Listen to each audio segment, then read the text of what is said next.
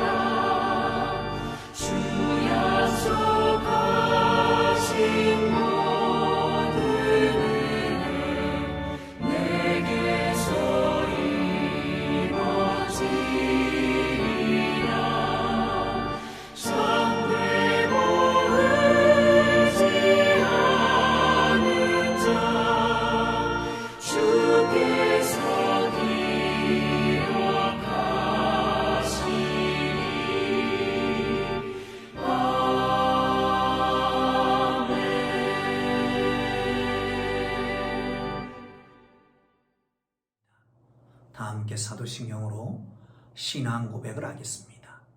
나는 전능하신 아버지 하나님 천지의 창조주를 믿습니다. 나는 그의 유일하신 아들 우리 주 예수 그리스도를 믿습니다. 그는 성령으로 잉태되어 동정녀 마리아에게서 나시고 본디오 빌라도에게 고난을 받아 십자가에 못 박혀 죽으시고 장사된 지 사흘 만에 죽은 자 가운데서 다시 살아나셨으며 하늘에 오르시어 전능하신 아버지 하나님 우편에 앉아 계시다가 거기로부터 살아있는 자와 죽은 자를 심판하러 오십니다. 나는 성령을 믿으며 거룩한 공교회와 성도의 교제와 죄를 용서받는 것과 몸의 부활과 영생을 믿습니다. 아멘. 오늘 은혜 주실 기록된 하나님 말씀 욥기 3장 1절부터 10절까지 말씀입니다. 욥기 3장 1절에서 10절까지 말씀입니다.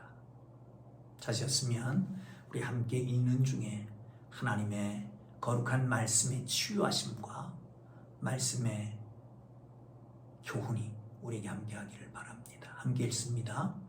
그 후에 욥이 입을 열어 자기의 생일을 저주하니라. 욥이 입을 열어 이르되 내가 난 날이 멸망하였더라면 사내아이를 베었다 하던 그 밤도 그러하였더라면 그날이 캄캄하였더라면 하나님이 위에서 돌아보지 아니하셨더라면 빛도 그날을 비추지 아니하였더라면 어둠과 죽음의 그늘이 그날을 자기의 것이라 주장하였더라면 구름이 그 위에 덮였더라면 흑암이 그날을 덮었더라면 그 밤이 캄캄한 어둠에 잡혔더라면, 해의 날수와 달의 수에 들지 아니하였더라면, 그 밤이 자식을 베지 못하였더라면, 그 밤에 즐거운 소리가 나지 아니하였더라면, 나를 저주하는 자들 곧 리워야단을 격동시키기에 익숙한 자들이 그 밤을 저주하였더라면, 그 밤에 새벽별들이 어두웠더라면, 그 밤이 광명을 발할지라도 얻지 못하여 동틈을 보지 못하였더라면 좋았을 것을. 이는 내 모태의 문을 닫지 아니하며 내 눈으로 환난을 보게 하였음이로다. 아멘. 하나님의 은혜와 사랑이 여러분 모두에게 함께하기를 주님 이름으로 축복합니다. 우리가 이 땅에 살아가면서 어떤 때는 참 행복할 때가 있습니다. 감사하고 싶은 것이 많고요. 그리고 찬양이 저절로 날 때가 있습니다. 그런가 하면 때로는 하나님 앞에 찬양거리도 감사거리도 찾을 수 없을 때가 있습니다. 여러분, 이럴 때에 우리는 어떻게 하면 좋을까요? 원망만 속에 가득할 때에 어떻게 하면 좋겠습니까? 우리는 욥을 통해서 배우게 됩니다. 1절과 2절을 보시면 그 후에 욥이 입을 열어 자기의 생일을 저주하니라. 욥이 입을 열어 이르되, 드디어 입을 엽니다. 모든 재산, 자녀들을 잃어버렸습니다. 이제 건강까지도 잃어버렸습니다. 그러나 불평 한마디 하지 않았잖아요. 처가 욕하고 하나님 욕하고 죽으라 라고 말했을 때도 오히려 그것을 잘 견뎌냈습니다. 친구들이 왔습니다. 친구들이 그 곁에 앉아서 7일 밤낮을 7일 주야를 그와 함께 있었습니다. 이제 드디어 입을 열었습니다. 욥이 7일 만에 입을 열었다고 하는데 친구들이 온 다음에 7일 만일 것 같죠. 그동안의 고민, 자기의 감정, 마음의 상태를 독백 형식으로 표현하고 있는 겁니다. 어쩌면 너무 고통스러운 나머지 여전히 하나님의 그 은혜, 말에 귀를 기울이시며 모든 신음에 작은 신음에도 응답하시는 그 하나님, 모든 것을 들으시고 모든 것을 해결하시는 그 하나님을 어쩌면 잊고 말하는지도 모를 겁니다. 사랑하는 성도 여러분, 우리도 욥과 같이 고통에 대해서 그런 고통을 당하는 중에 느끼는 심정을 얼마든지 토로할 수 있습니다. 그러나 욥과 같이 혼잣말로 중얼중얼거리지 말고 우리 말에 귀를 기울이시는 하나님께 토로하시기를 바랍니다. 히브리서에서는 이렇게 말씀합니다. 우리에게 있는 대제사장이 계시니 그는 우리의 연약함을 치유하지 못하시니가 아니요 우리와 한결같이 시험을 받는 자로 돼 죄가 없으시니라.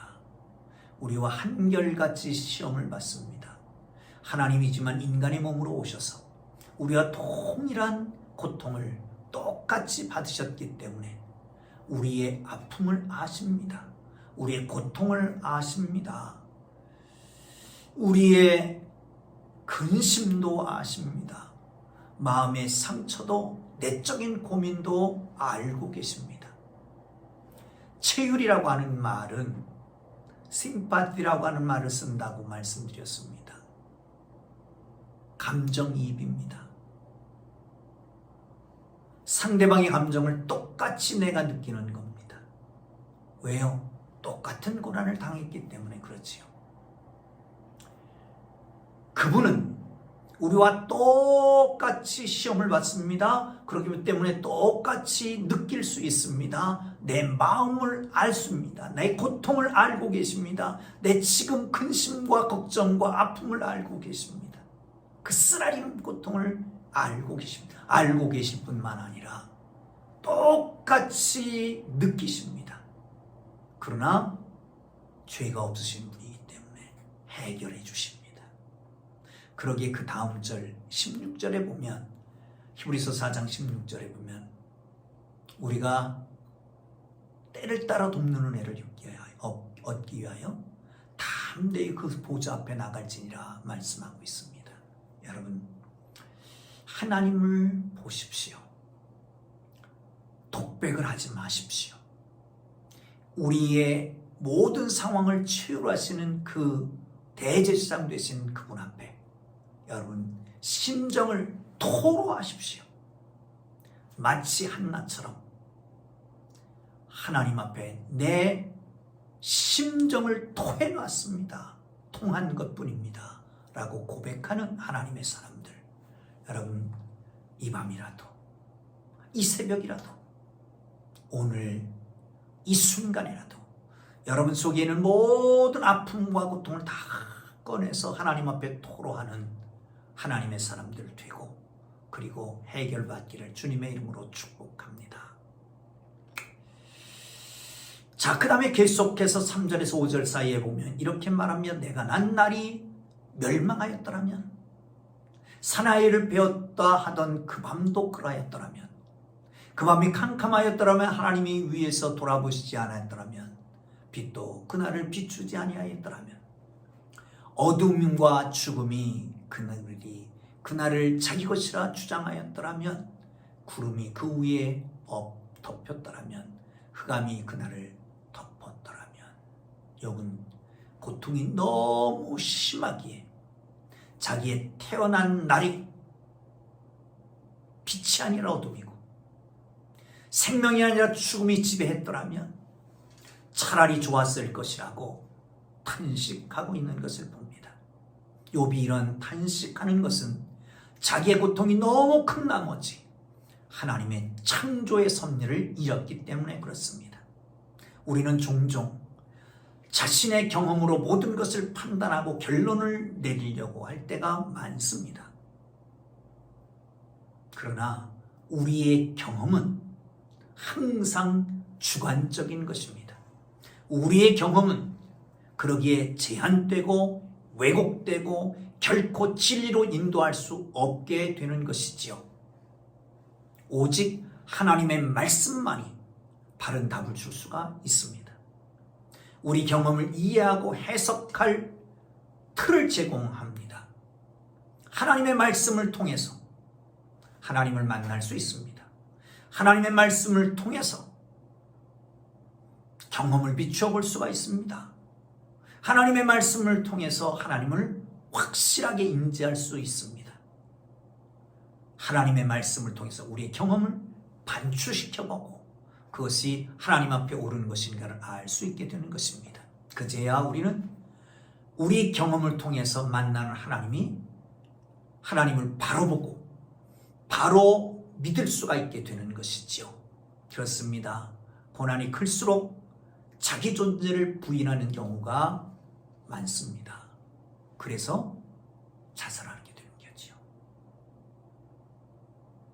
자기의 인생 전체를 부정해버리는 거예요. 그러나 하나님의 창조는, 생명을 부여하는 것은 그런 식으로 거부해서 될 수 없는 것입니다. 하나님의 창조는 항상 선하고 그분이 생명을 주신 것은 항상 귀한 것입니다. 성도 여러분, 자신의 경험보다 하나님 위에서 생각하고 이해하고 해석할 수 있기를 주님의 이름으로 축원합니다.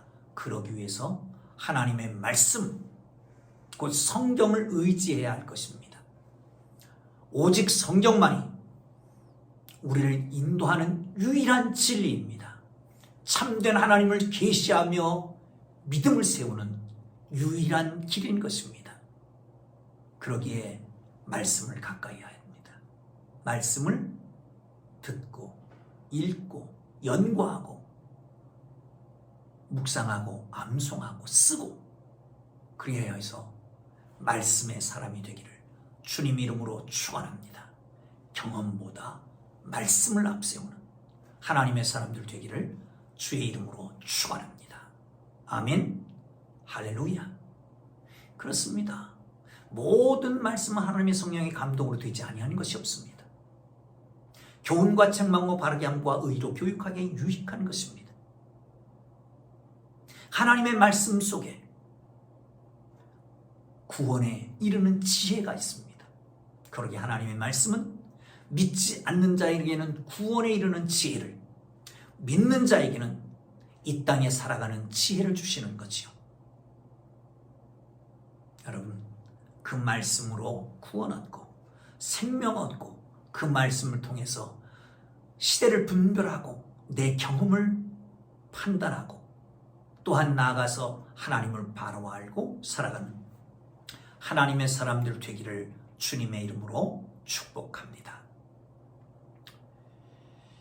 자, 6절부터 10절 사이를 보면 이렇게 말씀하고 있습니다.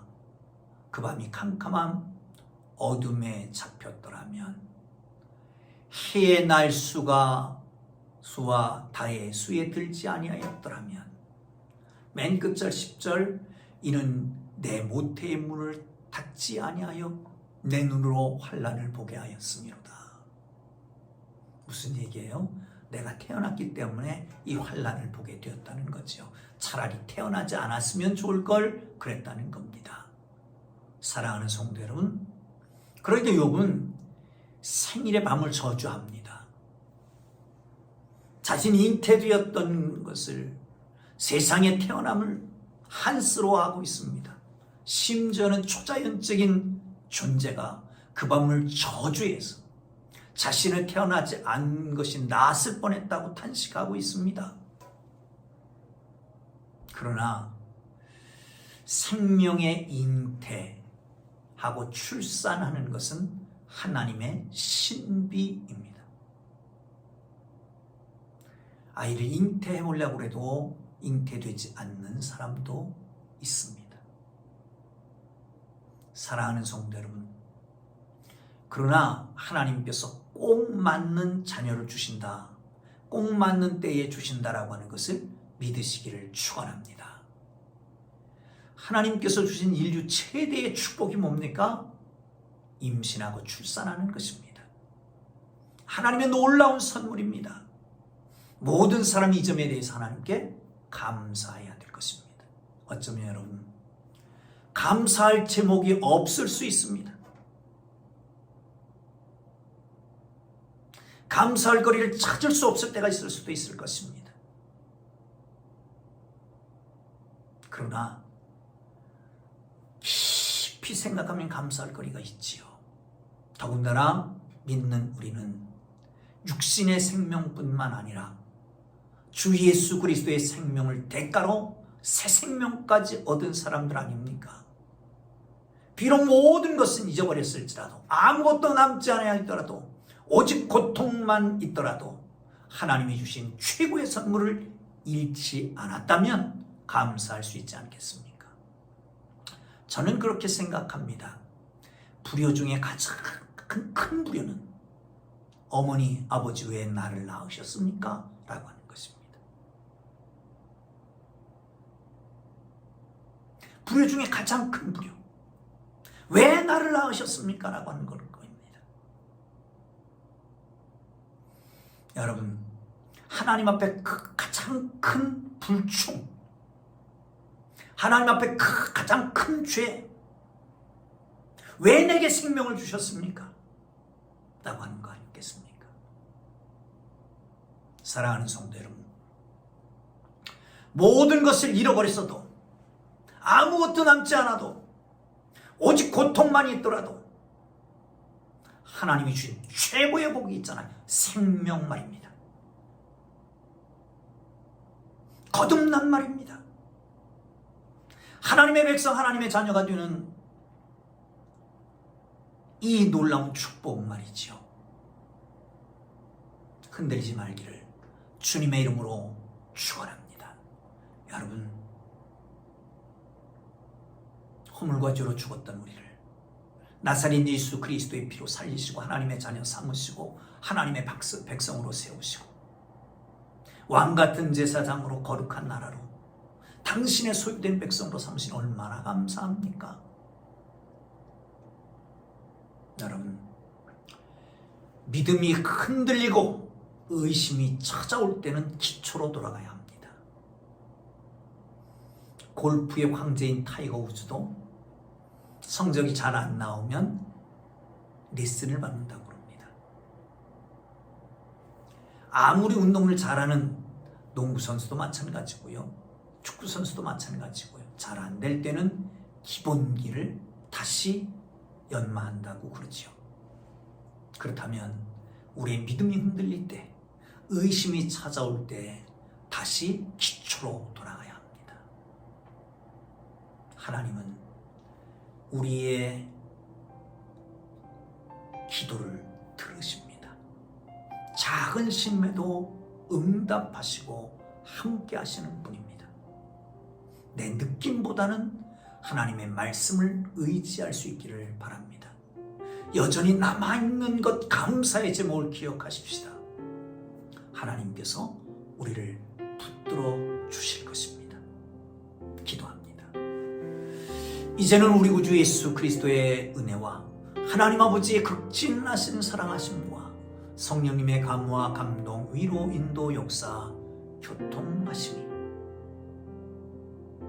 정말 어려운 지경에서 그러나 하나님을 바라보고 부르짖고 토로하며 의지하고 따라가는 주의 거룩한 백성들이 이제로부터 영원토록 함께 계시기를 간절히 축원하옵나이다. 아멘. 주님 부르고 기도하시다가 자유롭게 일어납니다. 교회 부흥을 위해서 기도하시고 이 코로나를 위해서 기도하시고 뿐만 아니라 선교사들을 위해서 특별히 기도하면 좋겠습니다. 주님 부르고 기도합니다. 주여 주여 주여 거룩하신 하나님 아버지, 은혜와 사랑을